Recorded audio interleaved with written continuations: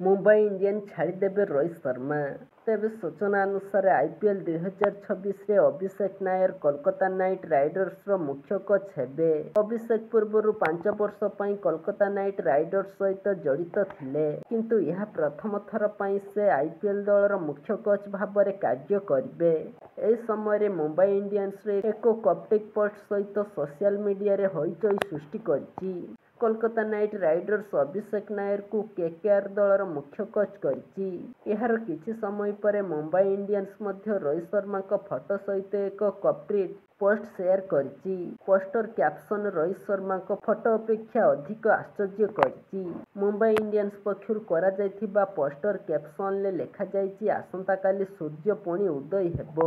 ଏହା ନିଶ୍ଚିତ, କିନ୍ତୁ ରାତିରେ ଏହା କେବଳ କଷ୍ଟକର ନୁହେଁ ବରଂ ଅସମ୍ଭବ। କୋଲକାତା ନାଇଟ୍ ରାଇଡର୍ସ ଶବ୍ଦ ପରେ ନାଇଟ୍ ଲେଖାଯାଇଛି। ଅଭିଷେକ ନାୟରଙ୍କୁ KKRର ମୁଖ୍ୟ କୋଚ୍ ଭାବରେ ନିଯୁକ୍ତି ଏବଂ ତାପରେ ମୁମ୍ବାଇ ଇଣ୍ଡିଆନ୍ସର ପୋଷ୍ଟକୁ ଏକ ଉପହାସ ଭାବରେ ଦେଖାଯାଇପାରେ। ଅଭିଷେକ ଏବଂ ରୋହିତ ଭଲ ବନ୍ଧୁ। କିଛି ଦିନ ପୂର୍ବରୁ ରୋହିତଙ୍କୁ ନାୟରଙ୍କ ସହିତ କୋଚିଂ ନେଉଥିବାର ଦେଖାଯାଇଥିଲା।